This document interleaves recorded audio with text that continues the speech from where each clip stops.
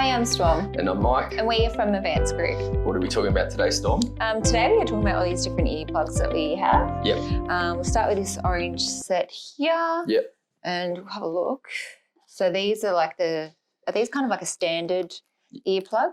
Yeah, I would say they're the most common type. So that's one pair in a sealed package. Yep. Yep. So I can see they've got different classes. So this is class 5. Okay. And it's got a hearing protection for noise levels up to 110 dBA. Yep. So I wonder what. So class 5 will be 26 decibels. So basically, if you're in an area where it's 100 decibels, then the sound passing through, penetrating past the earplugs would be down at 74 dB. This particular one's here is class 4, which is 24 dB less. So at 100, it'd go down to 76. Over on our left, we have class 2. So it should say on there how many dB that would reduce the sound by if you read behind your hand there. But yeah, as you were asking, this is the most common type.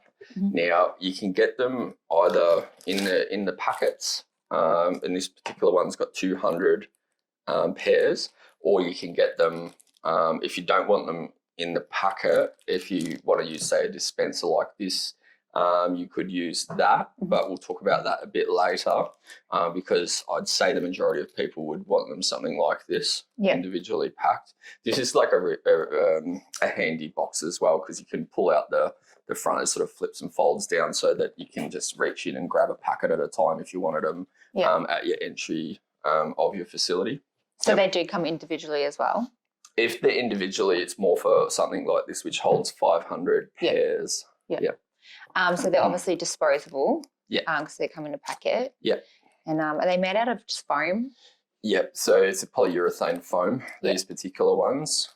So this is the, a lot of these will have like some sort of a brand or something to help distinguish what they are. So this part number EPOU on our website, and they call it a Pro Bullet earplugs. So that's the Prochoice brand. Yep. So do you just stick them in? It's got some instructions on the packets how to put them in, and so these particular ones you would roll it in your finger so that it becomes a fraction of its size when it's maybe we could show the camera so you can grab one if you want. Sure. So these ones have sort of a conical shape, and it's a soft foam. So if you're rolling it in your finger, it's going to squish down. I squish mine like Play-Doh.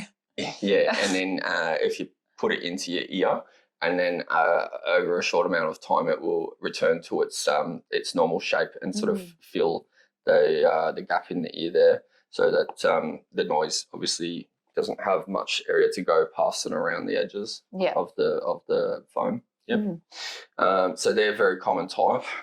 We sell them more than anything else. These ones? I guess, these sorts. So we sell them just a box at a time. We don't really sell them individually. So they're on our website. If you have all these at home, you should probably be a bit careful. They look like a bit of a hazard, like choking with children and stuff, don't they? I think any parent would know that every child puts everything into their mouth. And so that would be extremely important that they don't get them in their mouth or be able to get to them. A lot of people use these for sleeping in their beds at night or travelling and stuff on a bus or a plane. And I guess they would get left around quite a lot. So, it's actually a really good point to store them somewhere safely. Yeah. Okay, over here we have Pro Band earplug pads. We mentioned them before, so we didn't say that they were 95 dBA level. Oh, 95? Yep. Maximum 95, but there'll be another measurement on it. I'll just let you take one out of the packet. Yeah. So the level of decibels that this will reduce by is 14 decibels. So if you had something that was an area that was 100 decibels, then it's going to reduce the sound to 86 decibels. So obviously not as good as some of these other things. And if you're on a work site, they might not be permitted on your work site. So it's best to check with your OH&S person if you're permitted to use something that's class 2 if you're worried about that, or if you think you might be in breach. So we've got like these headband ones, and they kind of click into place. Yeah. So the thing that a lot of people like about these sorts of earplugs is they can wear them around their neck, and it's not as cumbersome as like a set of earmuffs around your neck. And then whenever you need them, you can just pop them up into your ears and then pull them out quickly. So if you're putting them on and off a lot, then that's handy. Being that they're a class 2, not a class 4 or 5, means that obviously, you might not necessarily want these on a lot of job sites. I think maybe if you're doing like lawn mowing or whippersnipping, something like that, chainsawing, they might be very handy. But, if you're in a noisy environment for an extended period of time, these might not be the best for some for a normal tradesman that's doing a lot of stuff on a construction site. And they've got more of like a mushroom look of them. Because you're not going to be squashing them and putting them inside of your ears, I guess. And the packets come with an extra pair as well. Yep. So you can get these individually as well as the box. So if you want to replace the foam parts on the headband earbands, they're brand name Headband Ear Plugs, and they're part number HBEP. So it's got these with the replacement set, and then there's also replacement pads that can come in a box for these sorts of things.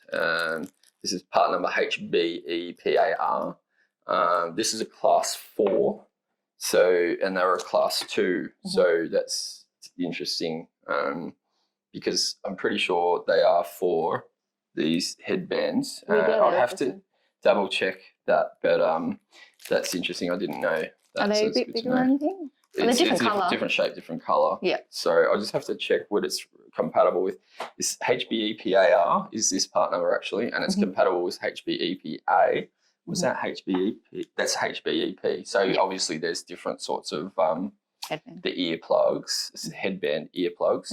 So another type of similar one that's similar to this that we don't have here today, we could put a graphic up on the screen, is what's called Uncorded earplugs. So same brand, similar to this, that it's not like a normal earmuff, but because it's got the string, or they call it corded, you can probably put it around your neck and then maybe tie a little knot in it, I guess, if you don't want to wear this style.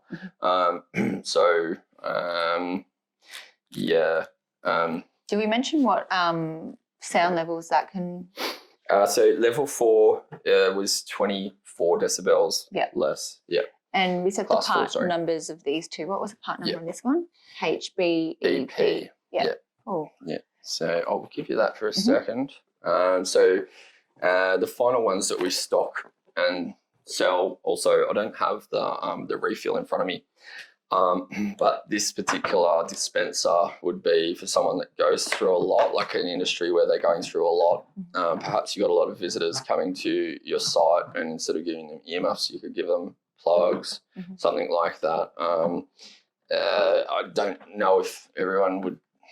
I don't know what industries would typically chew through this many earplugs to need a dispenser like this, but if you did have somewhere where a lot of visitors were coming along, you wanted to give them the plugs, and I guess, and somewhere like a small airport or something, people are doing stuff like that. I'm not sure, but